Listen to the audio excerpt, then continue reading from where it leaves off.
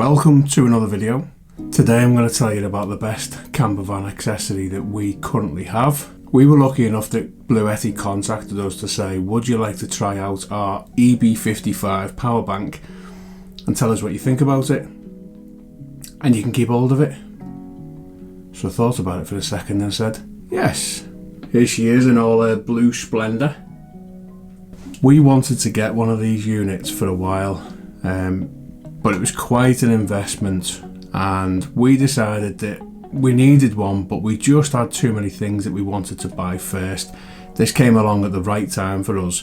It was delivered to our house the day before. No, it was delivered to our house the morning of our trip down to Van Life Eat Big Picnic Festival, which was a van festival based around food and music and what have you, but it's completely off-grid. There's no electric hookup available. Our little Volkswagen California camper van has got a couple of leisure batteries, and it has got a tiny little inverter in it, and it has got ability to charge from it, but the batteries are getting pretty old now. They're very inefficient. The charging point in our van is in a very inaccessible location, and you can only charge one thing at a time when you're off grid from the inverter, so it's a bit of a pain. This thing has all these options to charge at the same time. So what we have got on this unit is DC output, 12 volt cigarette lighter. You've got a couple of 240 volt 3-pin AC outputs.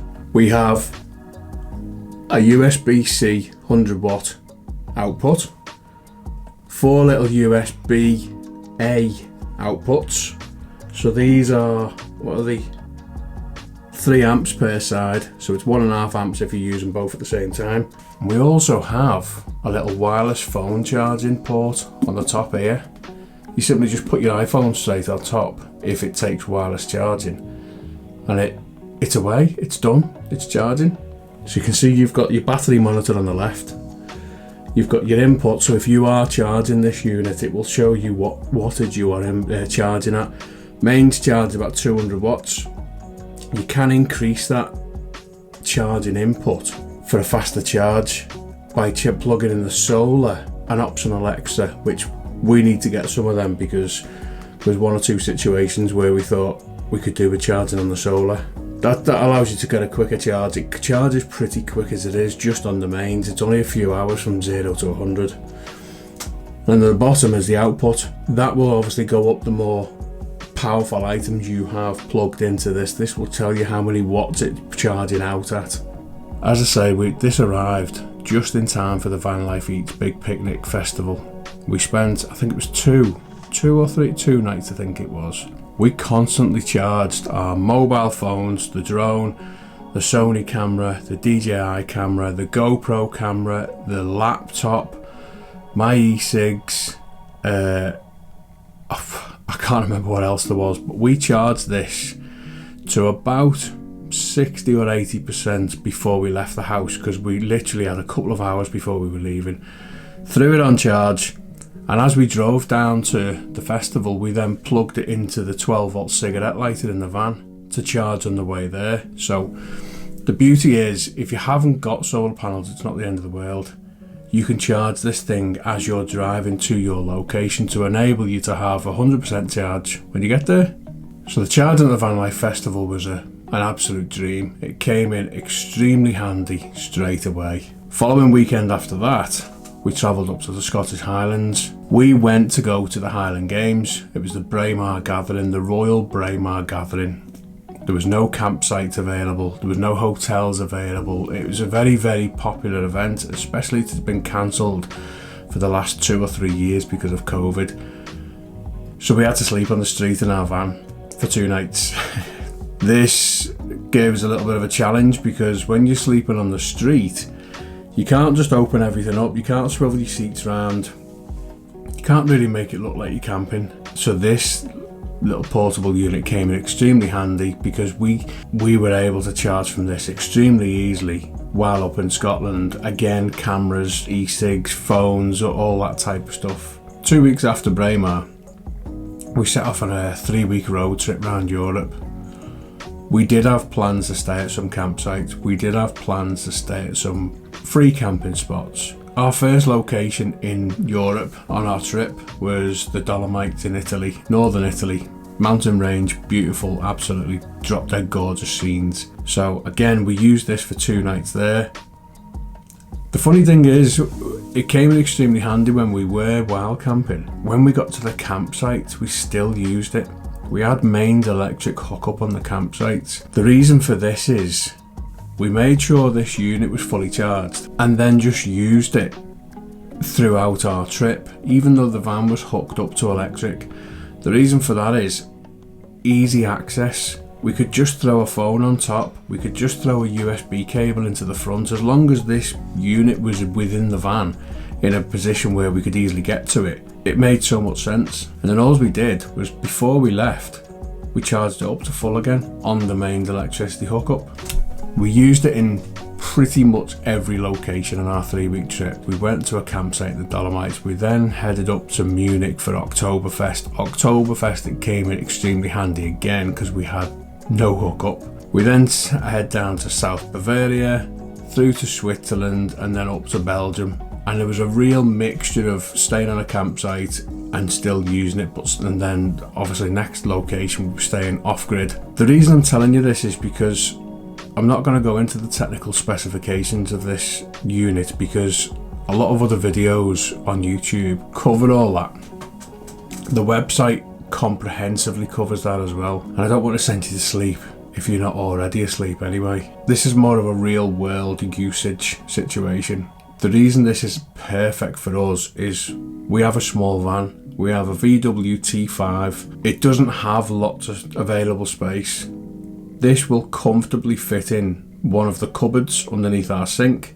It will comfortably fit in the drawer underneath the bed. It will comfortably sit on the small amount of floor space we have between the rear bed and the front seats. And it sits in between the front seats if need be. We've got a couple of captain seats. For us, it's the best camper van accessory that we could possibly have.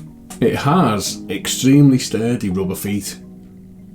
We have glass worktops on our countertop in the van, and it sits extremely sturdy, and there's no scratching of the glass, and there's no chance of cracking it. There's no chance of it moving either. It sits pretty firm. One thing that stood out for us, and this isn't me blowing smoke up Bluetti's rear, one thing that stood out for us over another firm that seems to be quite popular on YouTube and social media pages. This has Life PO4 batteries, lithium batteries. They suffer much less self-discharge. I know that because of the environment I work in as well. This has an approximate life cycle of 2,500 charges before the battery starts to deplete. The battery isn't going to be dead after 2,500 charges. That's when it starts to downgrade its performance, if you like. To give you an idea, one of its closest competitors is around 500 charges. So this is doing 5 times the amount of charge cycles before you start seeing any depletion on the battery.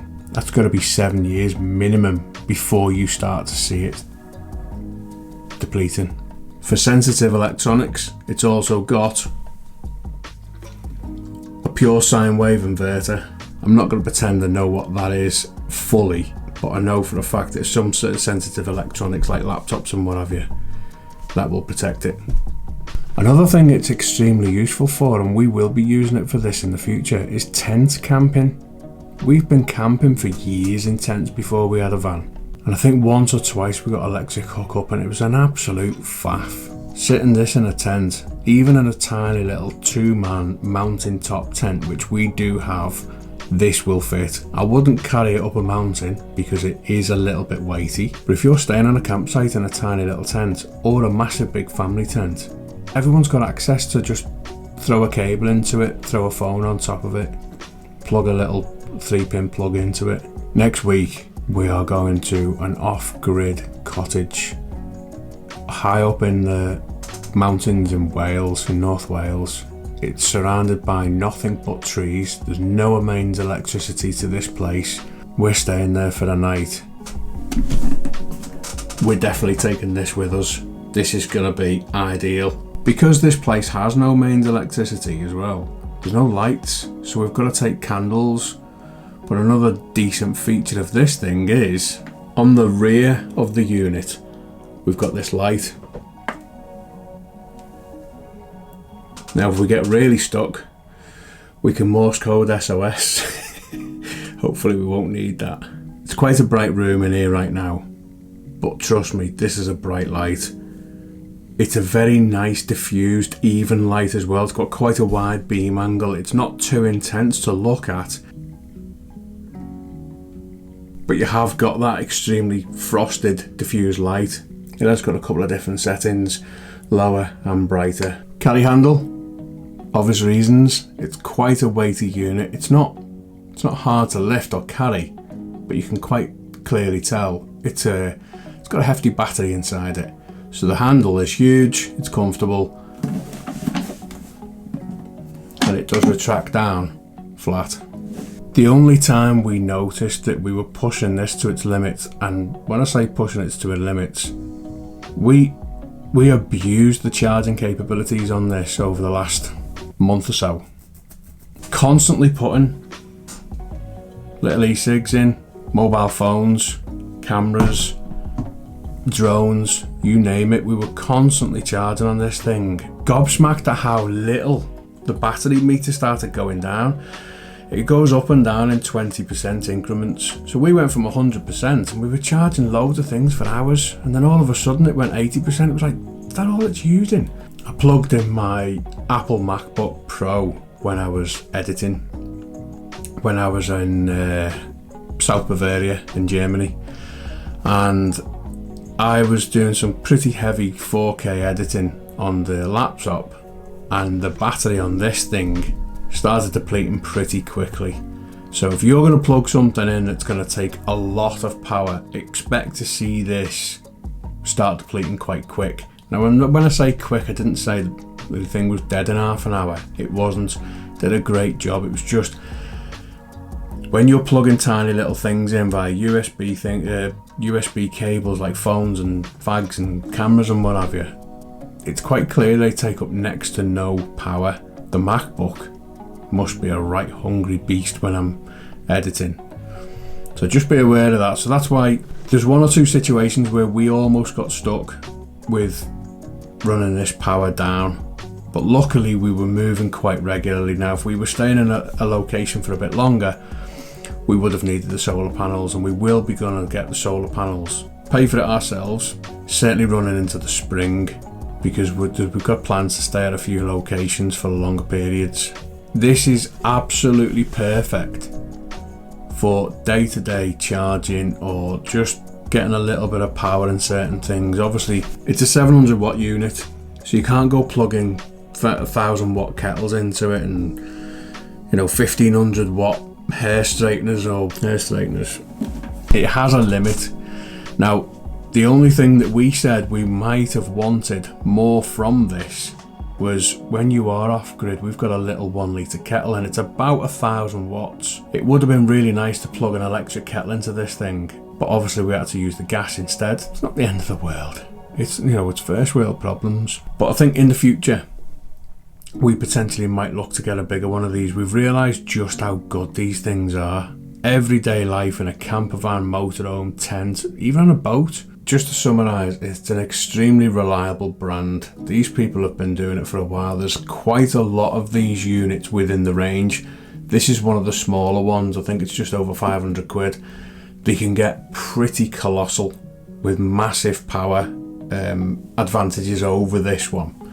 But trust me when I say it, it's worth every penny. If we'd have paid for this, we wouldn't have regretted it. We've absolutely used this to the death in the last 4 to 6 weeks. We've got plans to go up to Scotland in the winter in our camper van. I think we're up in the Lake District for a week, Christmas to New Year. And then in February, we're heading up to the Scottish Highlands. So it'll be interesting to see how this thing competes with the cold in a camper van. Batteries don't like cold. So let's see if these beautiful new lithium batteries hold up to the cold. There's a link down below with Bluetti's website. I think there's a discount code as well. and just let us know what you think of, if you've got an equivalent unit, one of the other bigger brands, let us know what you think of it. If you've got a Bluetti, let me know what you use it for that we don't use it for, because sharing's caring. Thanks for tuning in, see you soon.